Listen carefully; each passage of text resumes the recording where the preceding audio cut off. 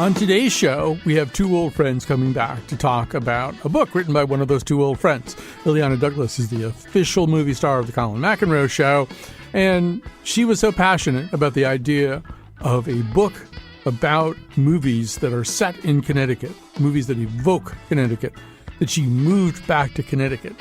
Just, I don't know, it was like method nonfiction writing. Anyway, her book is out now. It's terrific. It's fun. It's interesting. David Edelstein is America's greatest living film critic. He, of course, is the person we have to talk to about these movies as well. And nothing too serious here today, although that might be sort of an illusion. So sit back and wait until after the news, and we'll find out whether it is.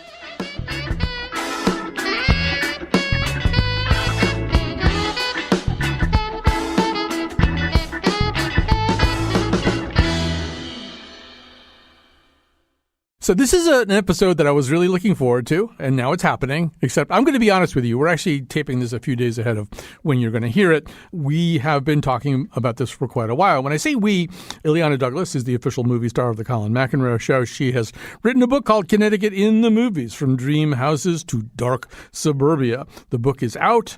She is here along with America's greatest living film critic, David Edelstein. And we're just going to give you we're going to kind of like Burt Lancaster, just dip our toes into the swimming pool of this book. There's no way we could take you through everything. But before we even get started, let's just say that sometimes Connecticut is the setting for a movie, and sometimes Connecticut is kind of just sort of a name people say. So I was actually the other night with my son rewatching the cinematic classic Jaws, and I had forgotten this. Nobody saw her go into the water? Somebody could have. I was sort of passed out. You mean she ran out on you? No, sir. She must have drowned. Look, I reported to you, didn't I? You live here? No, Hartford. I go to Trinity. My folks live in Greenwich. But your folks were born here, right? Yeah, I'm an Islander. They moved off when my dad retired. You an Islander? No, New York City. You here for the summer? Come on. Because of course, so many people are born in Martha's Vineyard, work their whole lives there, and then retire to Greenwich. It's such an obvious retirement destination. It's amazing that Peter Benchley was the first person to think of it. So let's get started here, though, and let's just talk a little bit about some of the stuff that's in the book. And Illeana, I think you have to tell us something about the genesis of this book. It almost feels at times as though you moved back to Connecticut because of this book as opposed to the other way around. Yes, that is absolutely true. It always percolated in my head, this kind of uncomfortableness of when people said, oh, you're from Connecticut. And what does that mean? And then throughout the years, I would throw it in different films I was in that my character was from Connecticut. Well, so are you really determined about moving back to Connecticut? Well, I thought about it a lot. I just think it's the best thing. Yeah, I kind of... I thought that maybe I could go back to school. Mm. I'm really going to miss you, though. Yeah. Oh, right, excuse me. Because it always means something. I'm not quite sure what.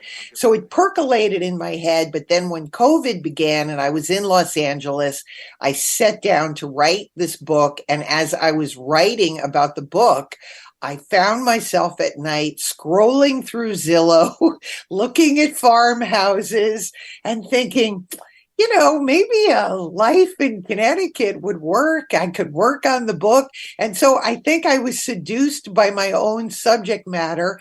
And by midway through the book, I purchased an old farmhouse. A Yankee realtor convinced me to buy a money pit. And I find myself in Connecticut, Mrs. Blandings, then writing about Blandings builds his dream house. So I truly is a book that is not only about Connecticut, but was written in Connecticut. So it's my love letter to the state. So, David, there are ways in which Connecticut is sometimes evoked just as sort of a placeholder for a certain kind of idea. And often when Connecticut comes up in the movies, the more that you know about Connecticut, the more jarring you're going to find the reference. In this movie, Ocean's 12, Julia Roberts and George Clooney have settled down in East Haven. You know what we haven't thought of? What's that? Turn ourselves in. What could Benedict do to us then? There you go. Call the cops, tell them we did the Bellagio job. Put us away for 20 years, that'd teach him. I think Tess would stick around. You look great in jumpsuits. Hey, how's the hotel business? Sucks. How's East Haven? Sucks.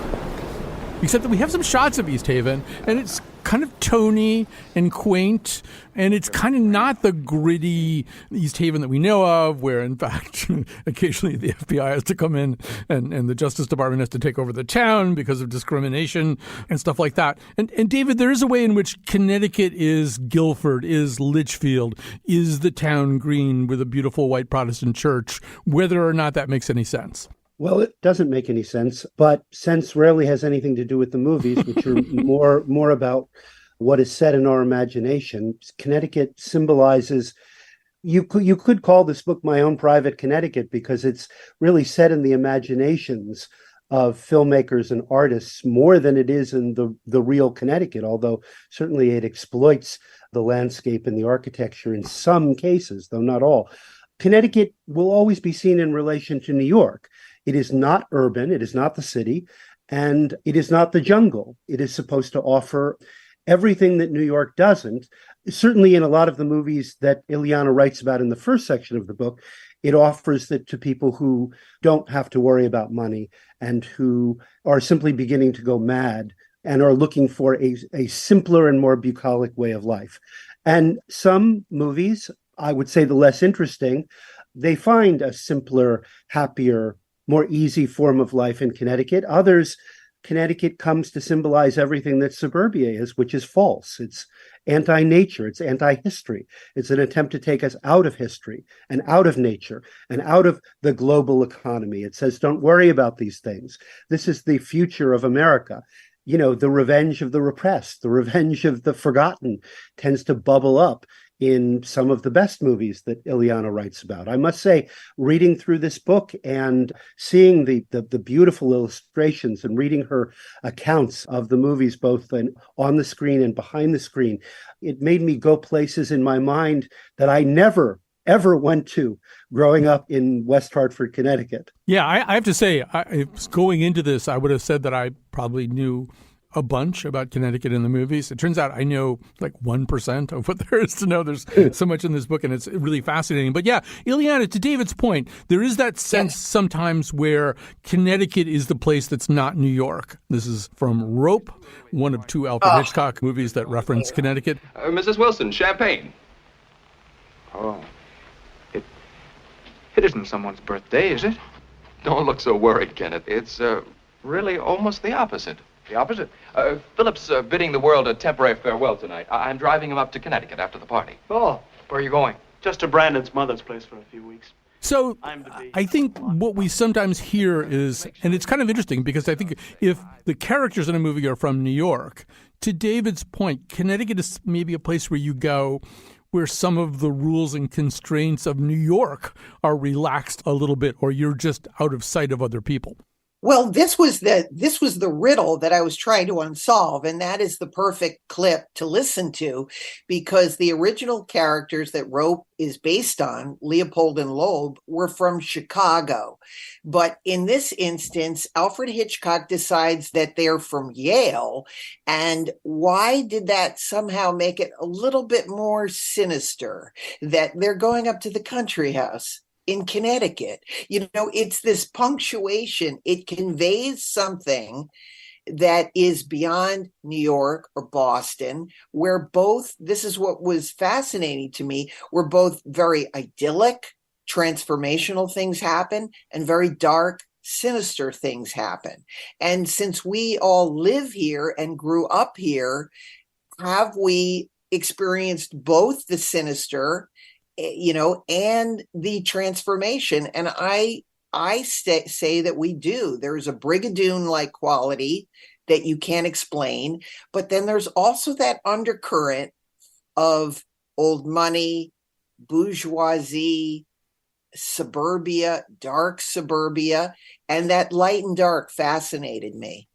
Yeah, and I'm now about to read into a Doris Day Rock Hudson movie. More content than may actually be there. Oh, man, you're way behind. They've been doing that for 50 or 60 years now. Okay. Well, a lot of modern college courses are based on that very premise. That let us look at the underside of Doris Day and Rock Hudson. All right, but not literally at their undersides. But so in Pillow Talk, they've kind of gotten in this little trap where neither one of them is entirely being frank with one another about who they are. At a certain point, Rock Hudson goes to creepy Tony Randall's cabin. But the whole idea is the truth can come out there because they're not in New York anymore. They're in Connecticut. You're leaving? Mm-hmm. When? Tonight. Have to mosey up to Connecticut. Didn't I tell you? No. No, you didn't. Oh, well, this friend of mine, a business associate, has a house up there, and... How long will you be away? A weekend. It's going to be mighty lonely up there. Connecticut is kind of off stage somehow, where you can do other things. Yes, I love it. I don't know. It's funny. I'm looking at this from a very different perspective. I believe I've heard that the history of movies has something to do with Jews, and for Jews living in New York who were the children of immigrants or immigrants themselves, Connecticut was a world that they dreamed about and that they couldn't necessarily inhabit. I mean, when my parents moved to West Hartford, there were still a lot of places that Jews couldn't build and a lot of country clubs that Jews couldn't join. So Connecticut, this waspy fantasy of this place where you go to avoid the stresses of the urban jungle, the shanties and the ghettos, the slums, that was a creation of many of my people, I'm afraid. The other Connecticut that they may have found, the Connecticut of, let's scare Jessica to death, the old Yankee sort of wasp-rot Connecticut with the sort of the crumbling old buildings and the ghosts, the ghostly graveyards. That was a shock to them when they finally got here, many of them. Yes, what I tried to do with the book is show how the perception changes. So with a film like Mr. Blandings, they sold you on Connecticut that not only was it a place to live, it was, to David's point, the right place to live with the right kind of people. But after Blandings, you do get this shift in films where you get Gentleman's Agreement, which speaks to David's point of restrictive communities, covenants. In answer to your question, may I inquire, are you, do you follow the Hebrew religion yourself? Or is it that you just want to make sure? I've asked a simple question. I'd like to have a simple answer. Well, you see, we do have a very high-class clientele, and, well, naturally. Then you do restrict your guests to Gentiles? Well, I wouldn't say that, Mr. Green. But in any event, there seems to be some mistake, because we don't have a free room in the entire hotel.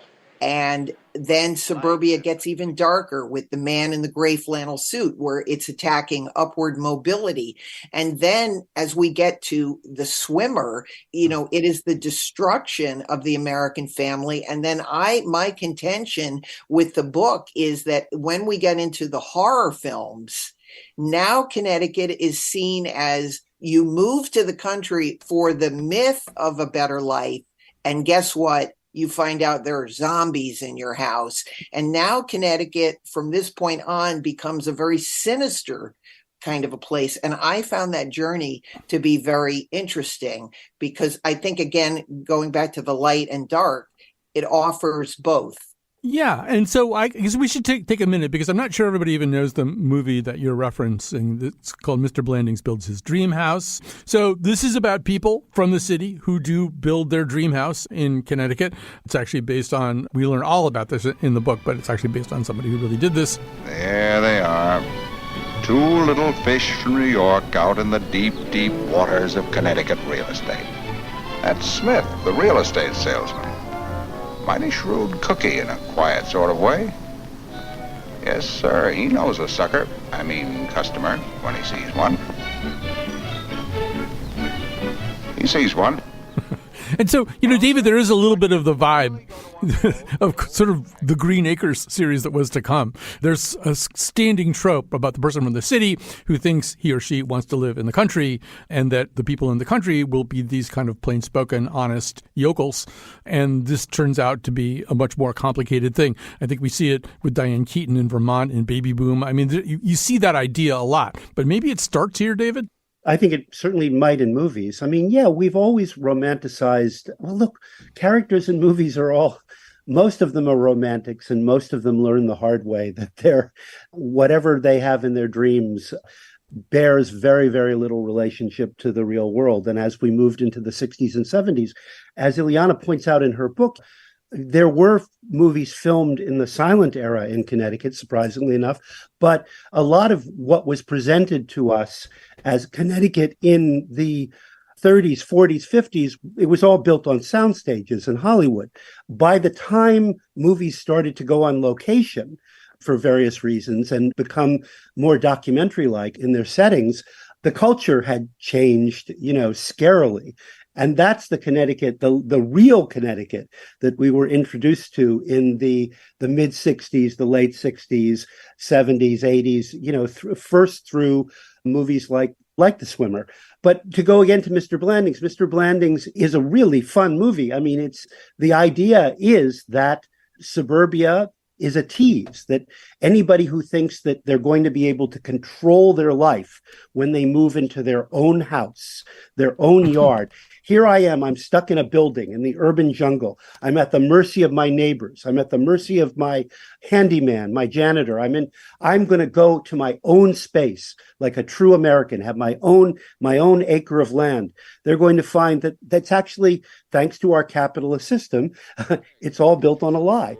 It's built on a lie about history. It's built on a lie about the material world. What is your professional opinion? Tear it down. Tear it down? If your sills was shot and your timbers was okay, I'd say go ahead, fix her up. If your timbers was shot and your sills was okay, again I'd say go ahead and fix her up. But your sills are shot and your timbers are shot. So I say don't throw good money after bad. Tear it down. Good day. You notice when you go to a lot of these suburban developments, the streets are named after, native wildlife that were exterminated in order to make room for the suburban developments. So the whole thing represents a kind of lie. And Mr. Blandings, the satirical view of Mr. Blandings, was very important and very influential. Yeah, and so, Illeana, this movie in some ways is unapologetically capitalist in the way that it was put together. This is a movie from 1948, so you're really sort of seeing one of those first exhibitions of post-war affluence, and the commercial tie-ins up to and including being able to get a blueprint of the house if you send in like a Kellogg's box top somewhere. I mean, say some more about just how many things came together commercially behind this movie. Well, I want to go back just briefly just to say how much we need to embrace Blandings, because this is truly a Connecticut film. Eric Hodgins lived in New Milford.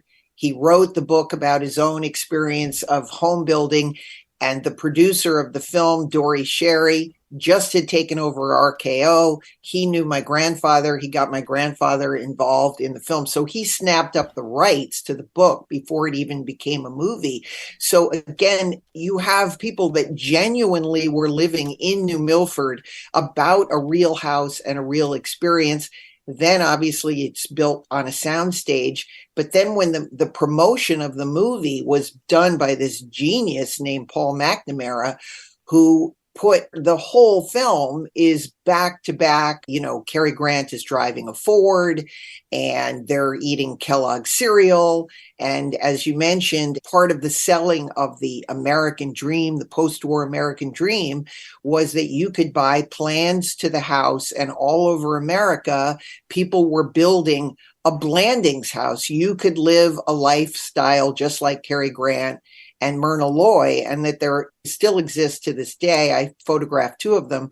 There's 4 Blandings houses in Connecticut. So this is one of these marvelous ideas where a movie actually promoted house building, and people really built these houses and builders got into it. Some of the houses had bomb shelters in them and they used to, fill, because I found one of the tours that my grandfather did in Texas, you could go into a model Blandings home and it had carpeting and silverware and everything that you saw in the movie. GE provided the refrigerator and the oven. In fact, GE was angry at the film when they saw the film that they didn't see enough of the oven.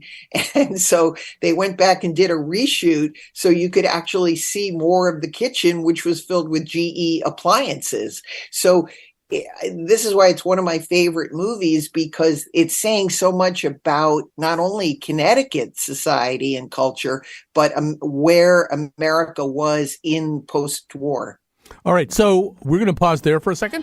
We're going to take a very, very short break here, and we will be back in just a handful of minutes right after this.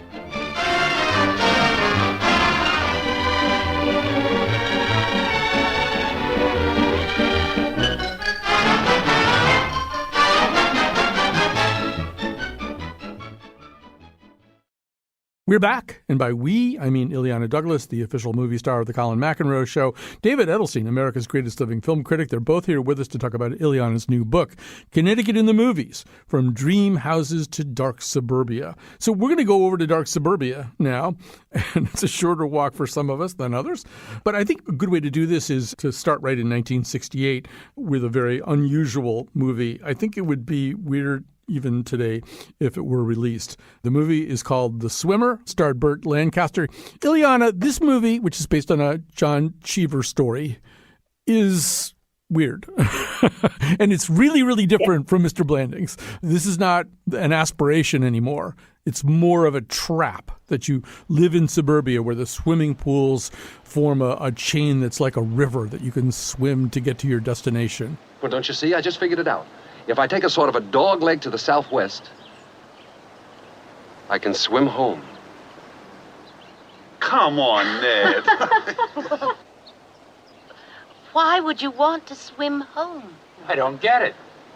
Pool by pool, they form a river, all the way to our house. Well, I suppose you could put it that way. I'll call it the Lucinda River, after my wife. That's quite a tribute. This is the day Ned Merrill swims across the county. Burt Lancaster said it best, I think, when he referred to The Swimmer as Death of a Salesman in bathing trunks. And the film is not only the deconstruction of the myth of superior living in Connecticut. What also fascinates me about the film, directed by Frank Perry, is the deconstruction of Burt Lancaster as a movie star. And part of the reason I put him on the cover is it's such a provocative image. And he's wearing a bathing suit that is strikingly similar to the bathing suit that he wears in From Here to Eternity. And so he came to Connecticut. Again, this is why it's almost a cornerstone of the book. Burt Lancaster came from Hollywood to Connecticut to film this movie in Westport and Fairfield. And this is a movie to me that represents the bourgeoisie of America at this time, the rich folks that moved in, the class system, the drinking on the weekends.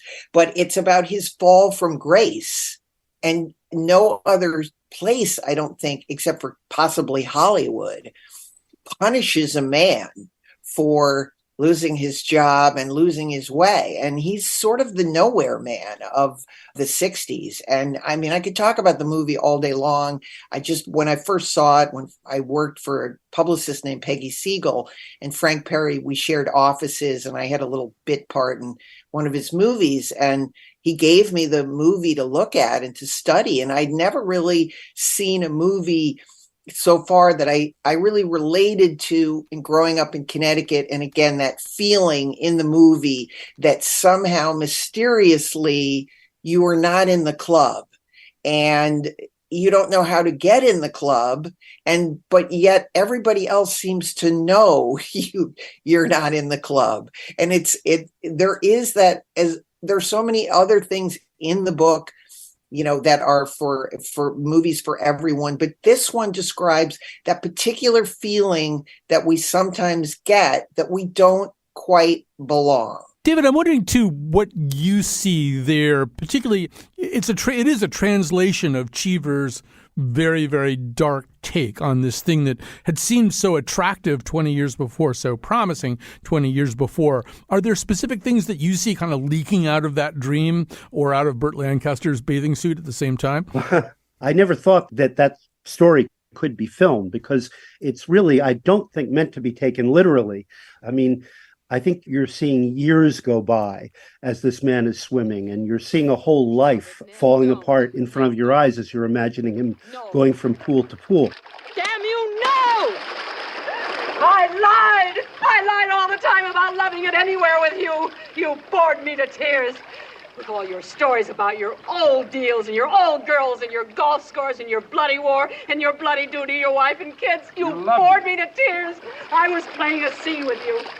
You loved it. You met your match in me, you suburban stud. I was acting. The film, as Illeana points out, is flawed. There are scenes that are stronger than others. There were scenes that were reshot by Sidney Pollack, although I think, as she makes the case, some of those scenes are actually quite powerful and probably improve the film. But it's a profoundly alienating film. It's really was at the height of what some of my friends call Burt Lancaster's weird period, where he started working with brilliant, very strange directors, pushing himself out of his From Here with Eternity sort of kinds of role, testing that persona. David, I want to ask you about one specific thing. Out. Because it's Cheever, because it's Fairfield County or whatever that's supposed to be, it's pretty waspy, except that he has this very interesting conversation with this woman who's pretty obviously Jewish, and if we had any doubt about it, the woman is Joan Rivers. Yeah. What do you think that scene is, David? I mean, you were talking before in our conversation about the reality of Jews coming to Connecticut, maybe versus the WASP reality of Connecticut. What do you think is going on in that little scene? As a Jew, it frazzles me a lot watching that scene on so many levels. So I don't I don't really know. Clearly, she is an outsider, much as he is, but she's wearing all her clothes and he's naked, the way we are in dreams, where we suddenly find ourselves in a place where we don't belong and we're not wearing any clothes. What do you think, Illeana? Well, he shows up. It's one of my favorite scenes. Again, he shows up, at these people's house, and he says, "These are people that didn't even make our Christmas card list," and they're telling me I crashed their party. Like that is that feeling, that unknown. Even the bartender at the party knows that he has lost his place in society, and the only person who doesn't know is the Joan Rivers character, and she's sort of talking him up, because he's an available, wealthy man. Like, she's been invited there to probably, to find a husband. And she gets the signal from someone at the party. He's not somebody you want to be talking to.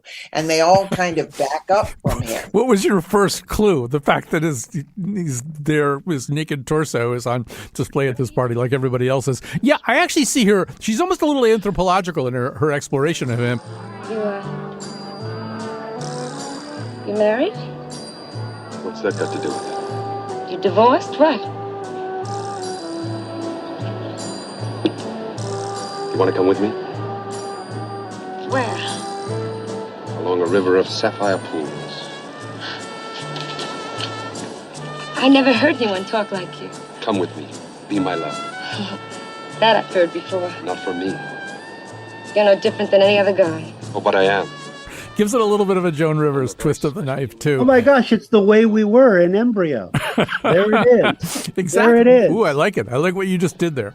So I just want to ask both of you about this. This is maybe my only real contribution to this conversation. You guys know so much more about it than I do. And one thing I will say about this is there's so much in this book. We are going to scratch a tiny, tiny bit of the surface of this book. There's whole themes and areas of this book we won't have time to get into.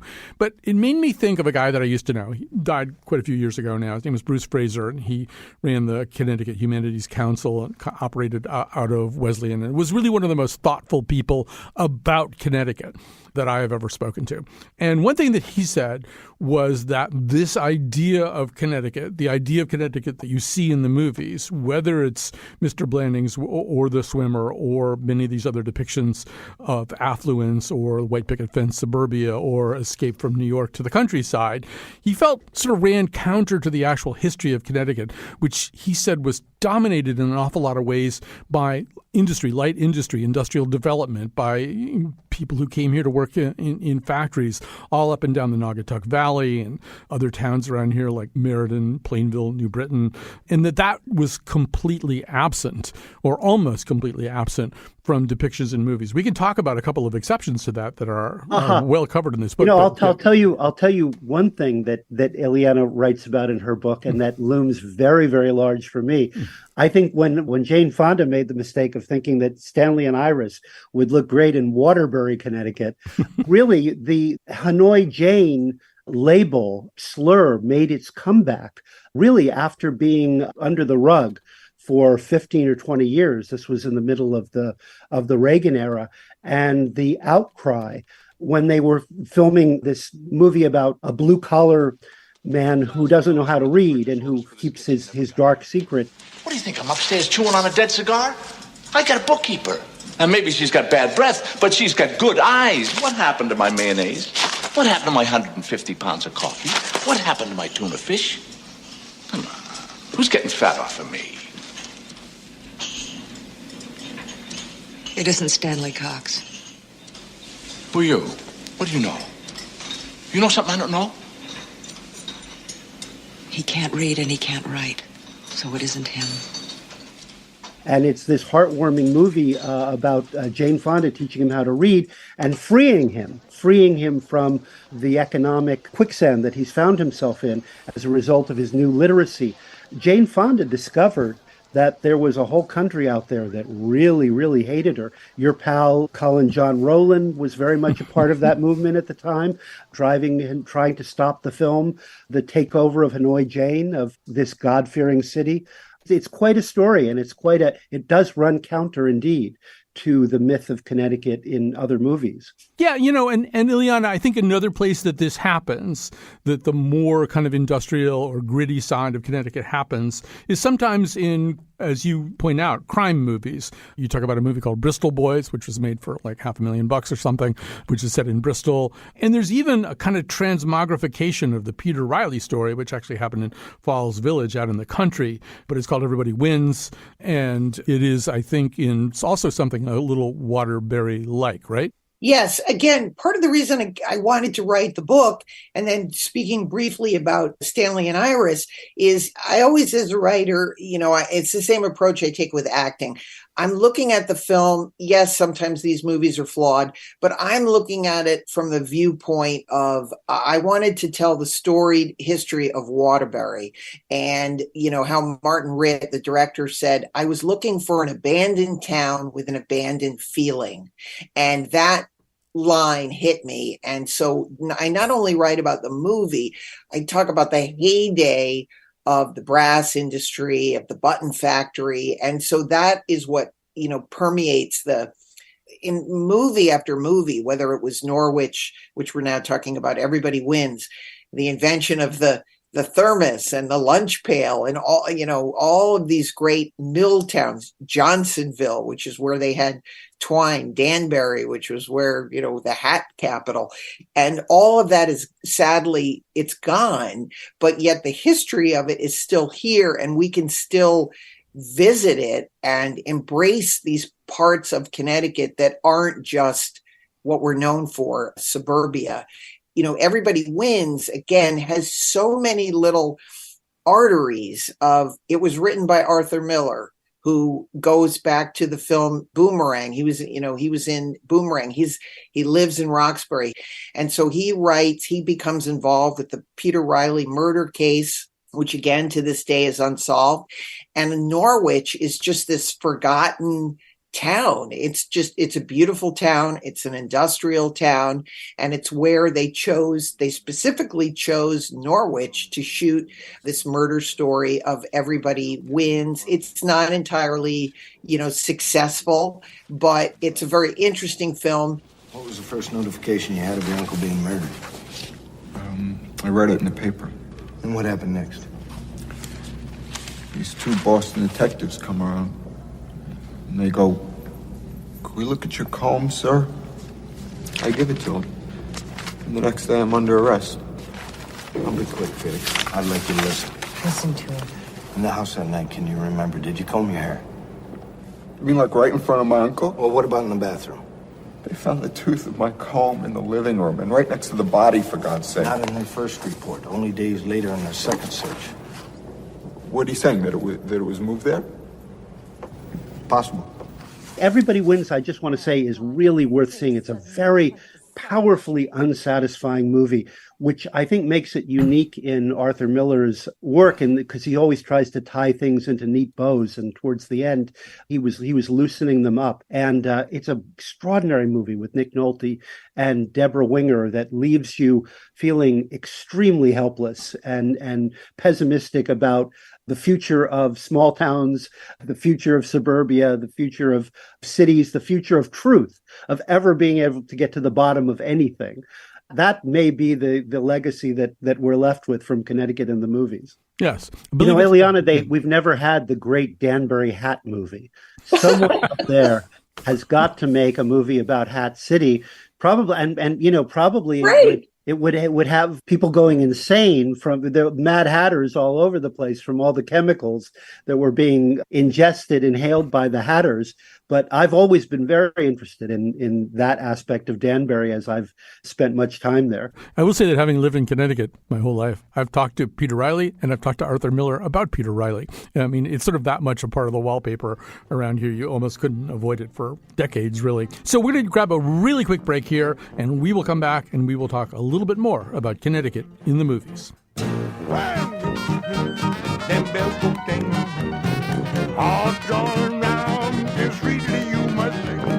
All with them in the cars, doggone, let me a hot time, all time of night. Hey, no, please, I do not let me fall. You are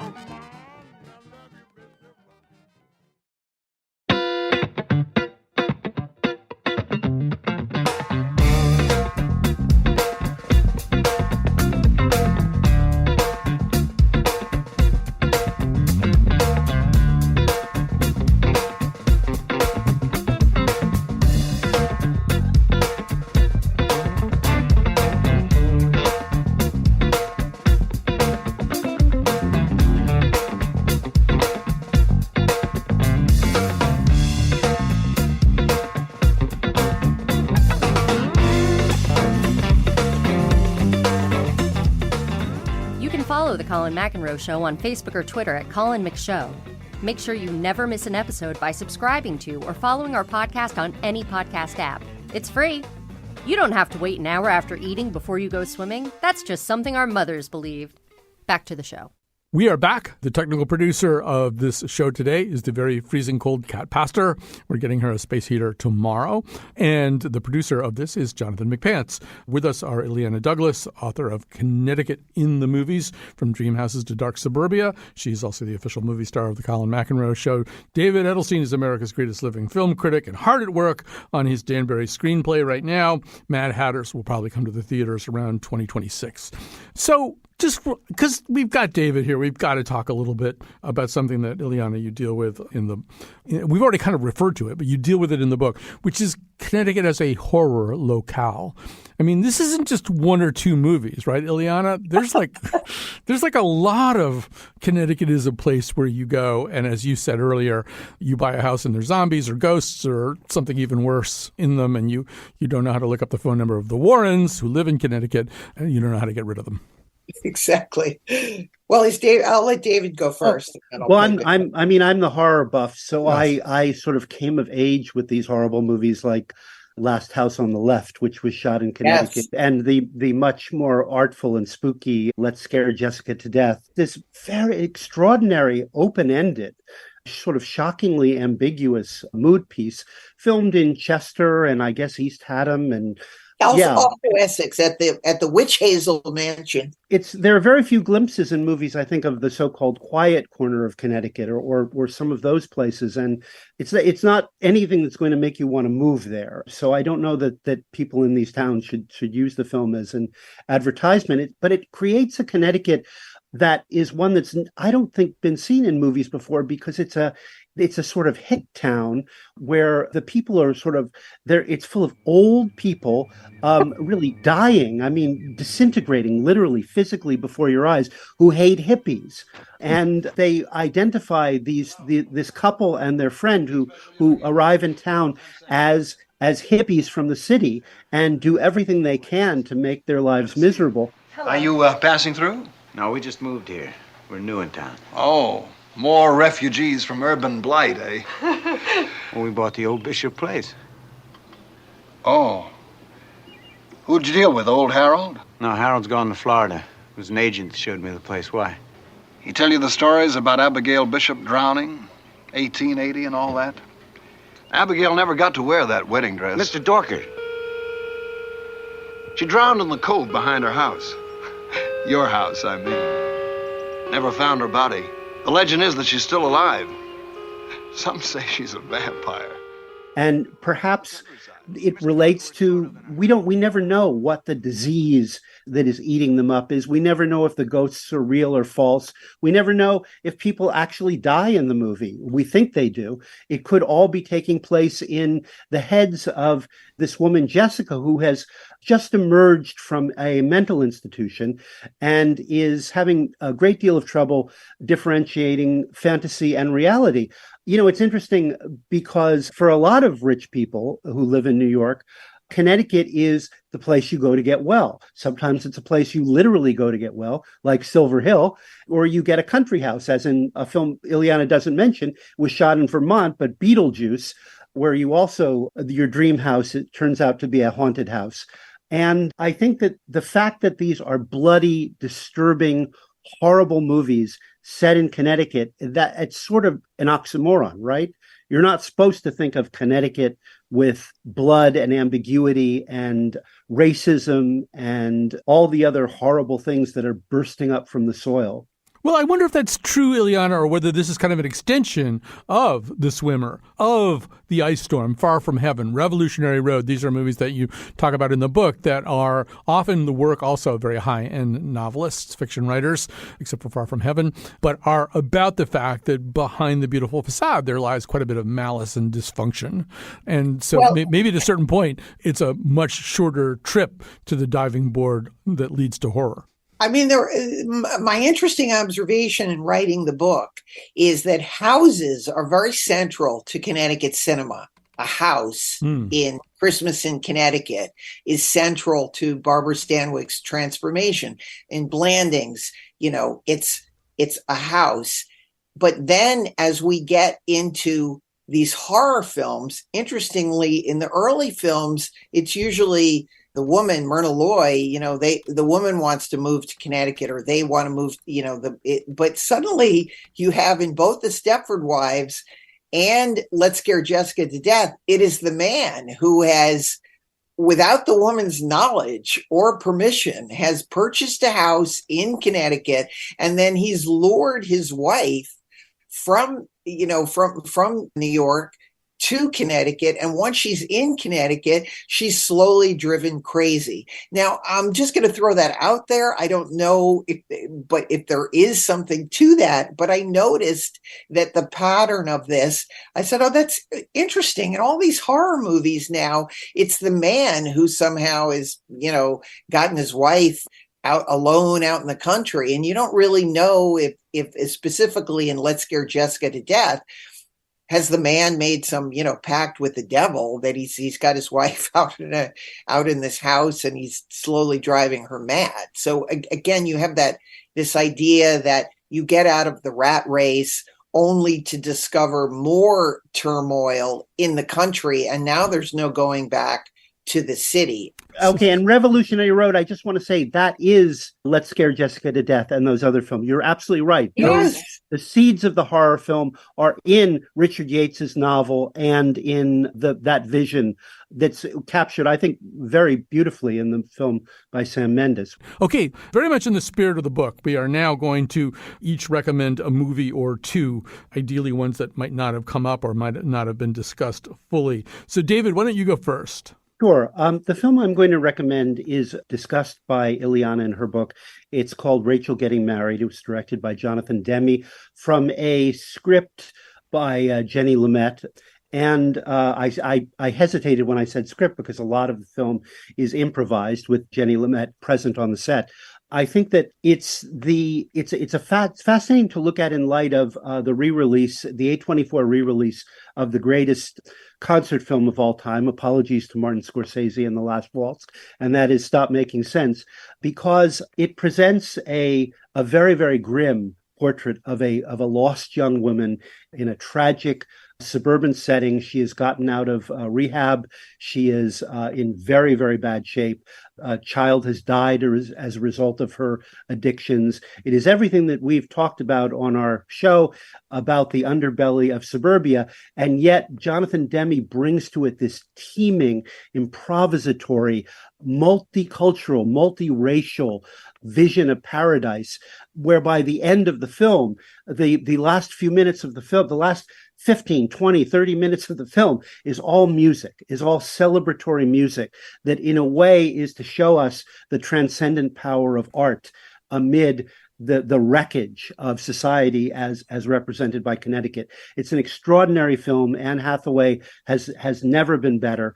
I could not recommend it more highly. Jonathan Demme's Rachel Getting Married. All right. Illeana Douglas, what are you going to recommend? I'm going to recommend, because you need to see them together, both Gentleman's Agreement and Boomerang, truly Connecticut stories. Gentleman's Agreement was the one that won all the awards, and yet it couldn't have been made without Boomerang. It was Elia Kazan's first sort of attempts at neorealism, which later that style of filmmaking, broke open, and he did On the Waterfront. But both of these films are truly Connecticut stories, incredibly acted. There's so many, it involves the group theater. Connecticut, filmed on location in Stamford, Gentleman's Agreement about Darien. And it's so, we sort of put poo-poo kind of message films, but both of these films are, I think, say so much about bigotry, racism, that even nice people have these bad feelings. I think they're both just incredibly important films to rewatch. So I'm going to recommend two films very quickly, both released in the same year, and Edelstein is probably going to yell at me about both of them, but we'll see what happens. Oh, dear. No, the listeners count on this. It's part of the dynamic. The first one is called Martha, Marcy, May, Marlene. It is. Oh, Lord. I knew it. I knew you were going to get mad. I liked it up to the ending. Okay. You have to warn people it's not a satisfying movie. It might not be a satisfying ending if you require strong resolutions. It is, I think, the first film starring Elizabeth Olsen. I have a little bit of an Elizabeth Olsen thing. I'm frank about that. She's great. She's really great. good in this, and it's about a woman who sort of gets out of a cult and is still suffering delusions and paranoia. And she does go to, the cult is in the Catskill Mountains, but she goes to her sister's house, which is on a lake in Connecticut. And By the way, I'm going to interrupt you here, Colin. I knew you would. We didn't talk about real estate pornography, but I wanted that house.